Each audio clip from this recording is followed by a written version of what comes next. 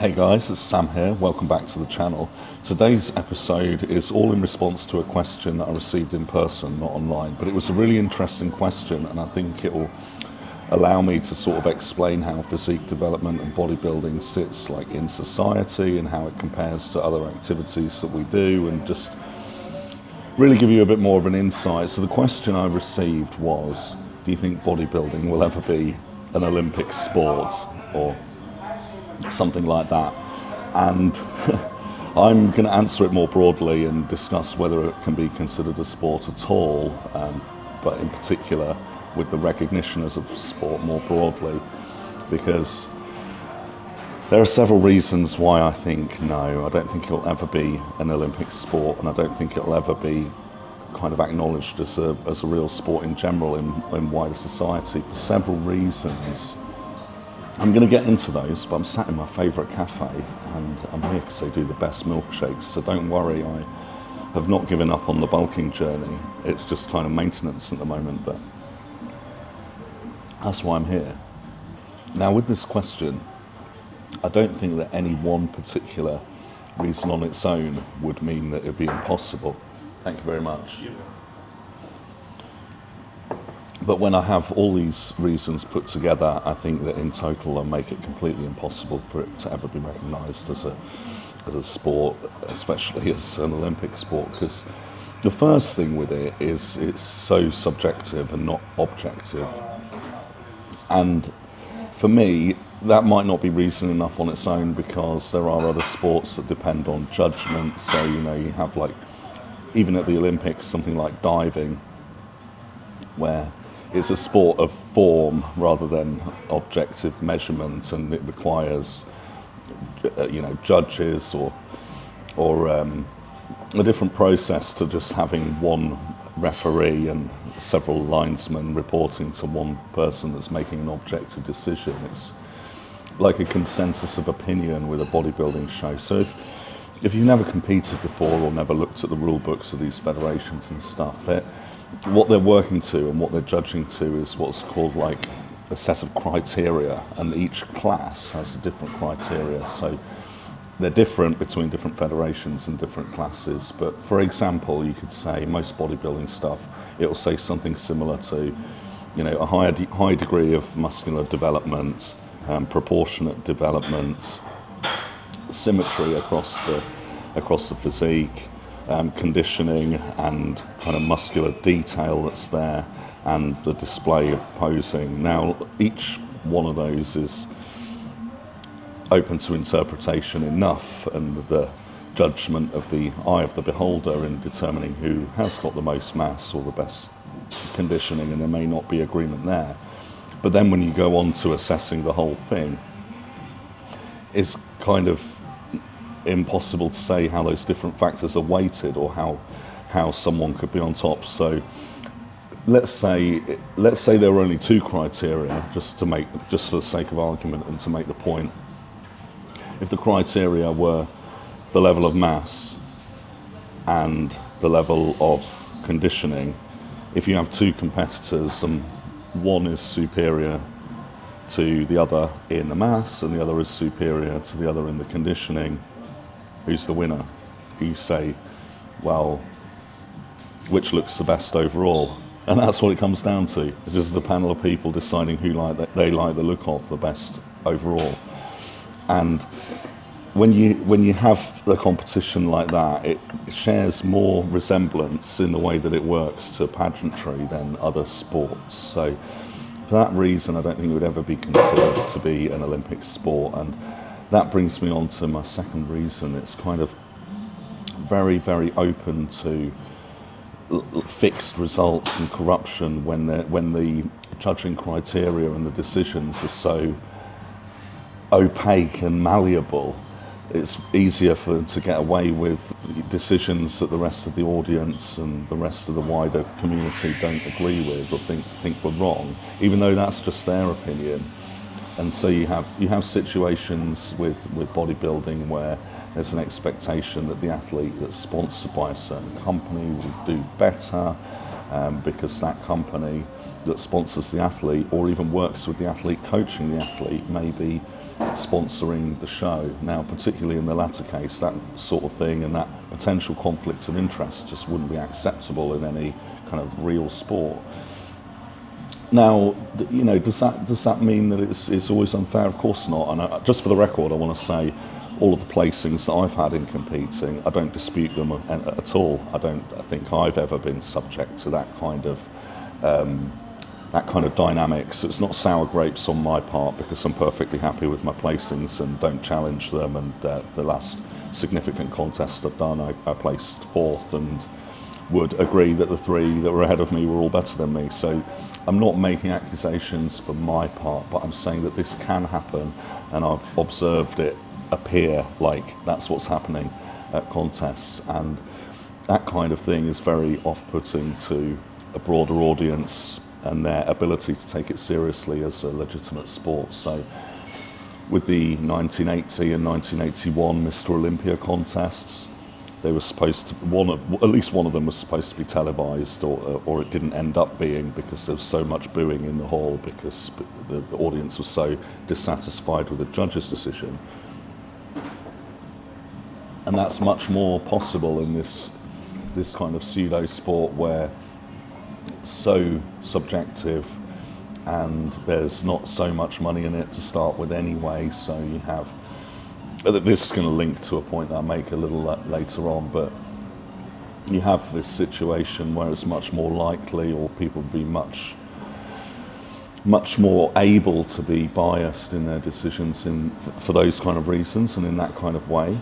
Now, does that make it a complete farce and impossible to have a competition in any sense? No, of course not, because even if a result is completely biased, it's still in the interests of a sponsor to have the athletes that are considered the best. And so usually, even if there is an element of politics in it, the result will be one that most people will agree with. It will be considered the correct response and correct result by most people watching it, because all of this links together as a consensus of the wider community. So you can have a competition there, but it remains a highly subjective thing.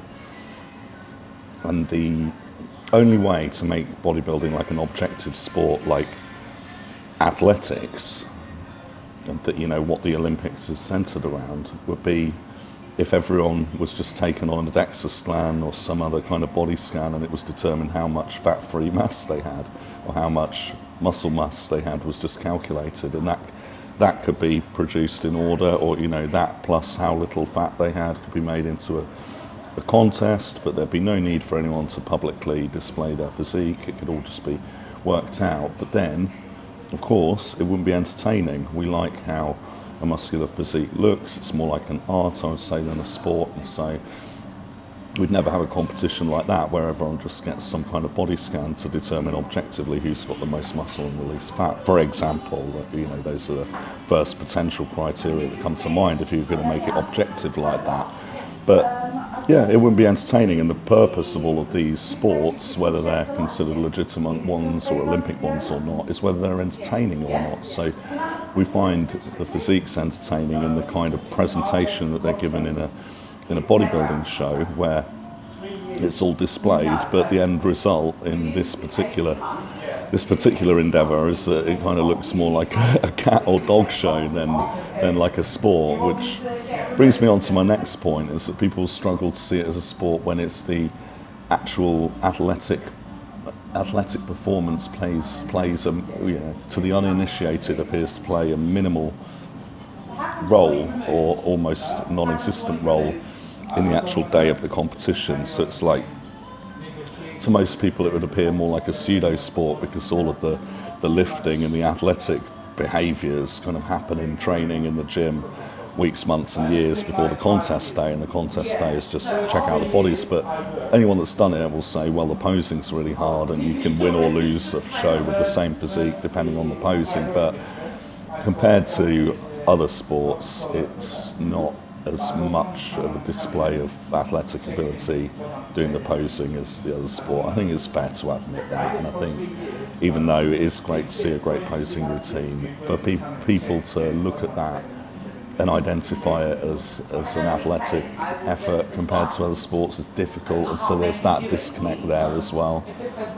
The next thing is that as a source of entertainment being so central to this for something picking up steam as a sport, I think that the format and process of how these bodybuilding shows go, like competitively, is just not that entertaining to most people. Now, I'm not saying this for my part, because again, like, I'm quite involved in this. I do contest prep for myself and others, and I find a good show entertaining, and I find seeing the best physiques up there extremely entertaining and motivating. But if you don't do it yourself, it just doesn't lend itself to being the most exciting spectator sport, because truth be told, I think most people find most of those bodybuilding poses quite goofy, actually. And I think the look of it with the spray tans and the small trunks is off-putting to the wider audience out there, or the wider potential audience. And so you have this thing that, while the muscle's impressive, the way that it's presented is less appealing to them than them, say, seeing someone in their DVD, you know, like the Ronnie Coleman and Jay Cutler DVDs, or I watched Marcus Rule made in Germany the other day. That's a classic if you haven't seen it.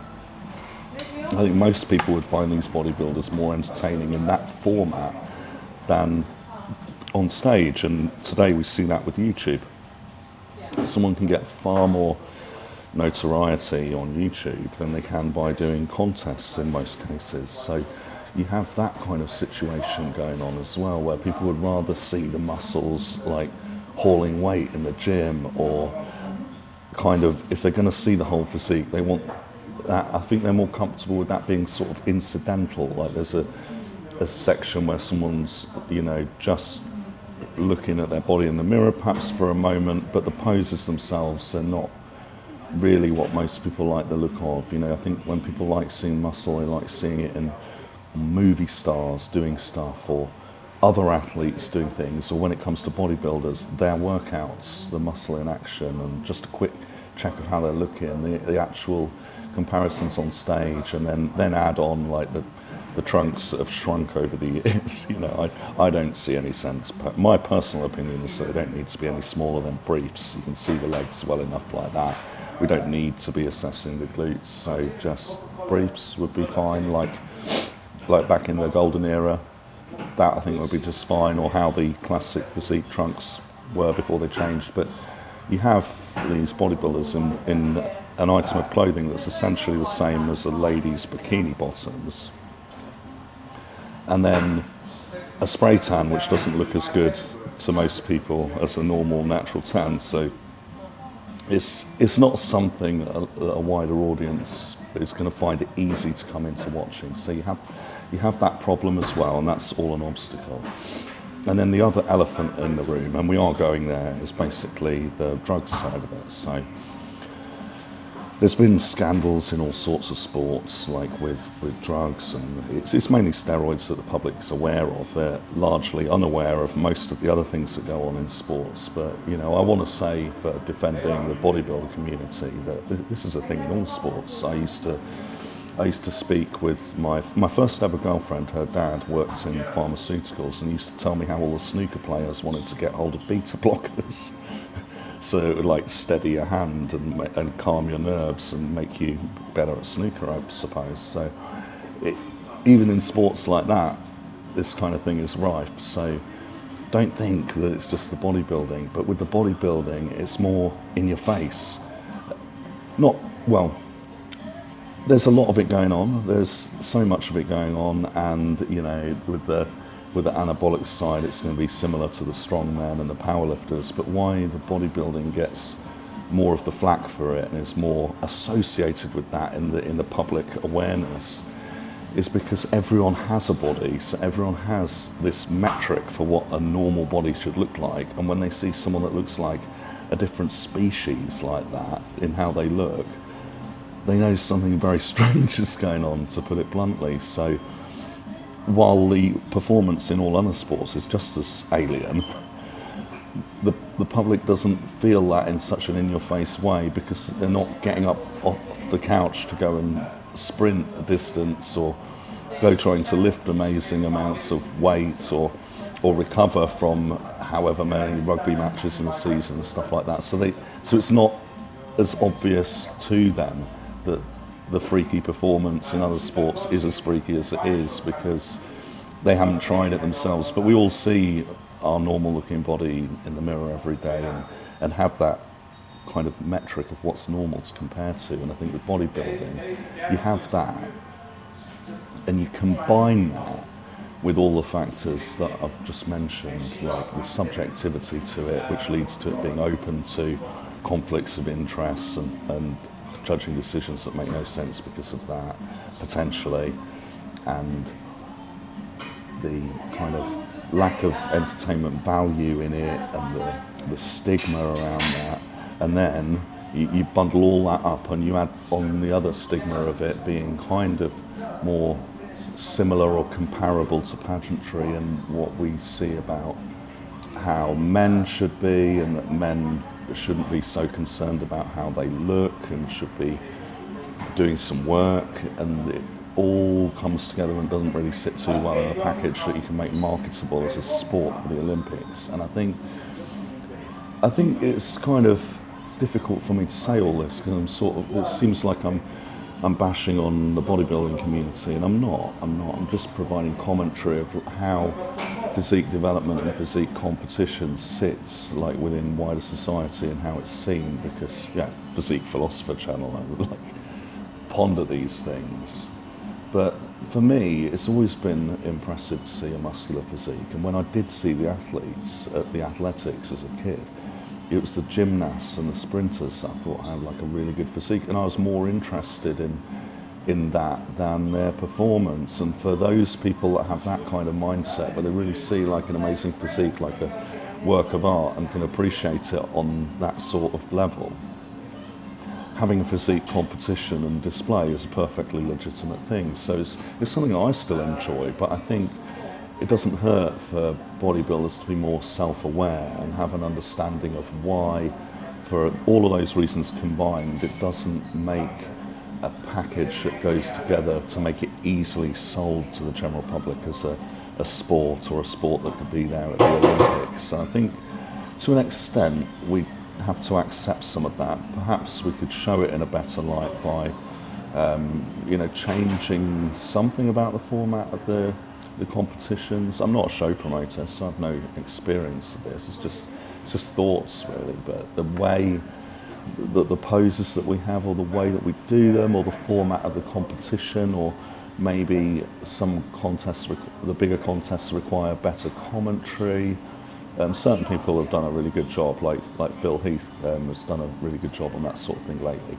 But stuff like that, or maybe even the tans, or maybe even the trunks, to take it back to them being like the size of briefs rather than the size of a lady's bikini bottoms, would be all steps in the right direction, I think. Or with the bigger problems like the whole PEDs issue, it's really just steroids that the public's aware of, but that broader issue, I think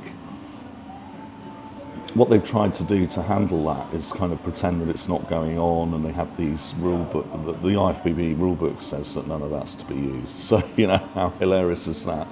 But they feel like that there's no option but to brush it under the carpet because of the Anabolic Control Act that came in at about 1990 in America, and that's made, in most cases, possessing these things unlawful. So you've got this legal situation all over the world which puts it in a very awkward position. But I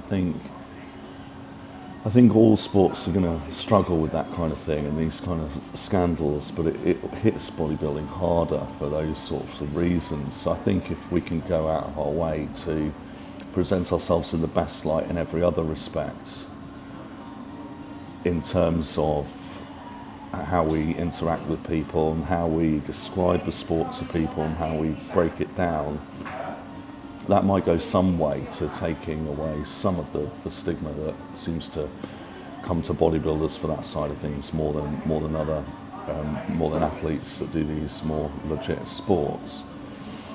But I think the reason I'm making this video is to maybe say if you're really like into bodybuilding, maybe keep all of that in mind and be more self-aware. But it's also kind of my own effort to show bodybuilding in a better light, or explain what it is indirectly by making these sorts of comparisons and admitting certain things that are maybe a bit uncomfortable about it to a broader audience, that I feel like maybe that could make it my little part in making it more understandable. But in terms of developing a physique, these competitions are quite a small part of it, because even though some of us find it interesting and inspiring to go and watch a bodybuilding show, most people that are doing the activity of bodybuilding and go to the gym and they're changing their diet and they're trying to change their physique and they're making good headway, most of them have never been to a contest, because it's this kind of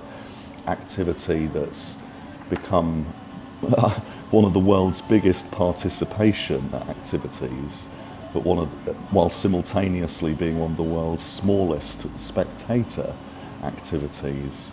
And yeah, maybe that should be a lesson to us, that something different could be done with the shows, or that to really make bodybuilding appealing, we've got to bridge that gap between those of us that are doing this on a competitive level and that dedicated gym goer who is there for bodybuilding reasons, building muscle and losing fat. That's the primary goal of many people in the gym. So that's what I'm trying to do by being on YouTube all the time, trying to sort of bridge that gap and be understandable and relatable to a broader audience of gym goers that are doing bodybuilding but would be put off by the word bodybuilding because they have no desire to get involved in these not too popular competitions.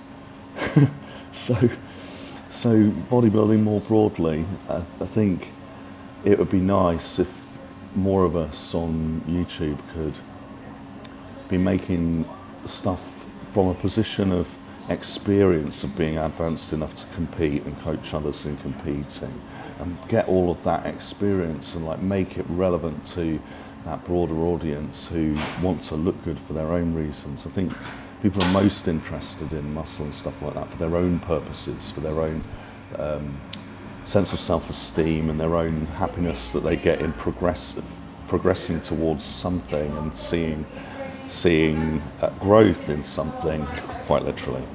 And I really enjoy helping people that are looking to change their physique for any kind of reason. And I think for a lot of people there's more payoff in doing that for benefits outside of these kind of competitions than there ever could be for the vast majority of us within the competitions. So I've rambled on quite a bit, and that more or less brings me to the end, but I'd be interested in your thoughts on these matters. If you pop them in the comments, I do respond to them all. And I'm just finishing off this awesome breakfast here before thinking about what training I'll be getting up to later on, because that's the heart and soul of it. That's what gives you the feeling of well-being after working really hard in the gym. And most people in most gyms are doing something close to a bodybuilding routine, whether they know it or not, even though they have no idea about the competitions. So let's all help each other. Let's all try and empathise with each other. And yeah, I'm sorry for being like a bodybuilding nerd and the goofy tan, but I still, if I want to keep competing, I still have to do these things. All right, talk to you later.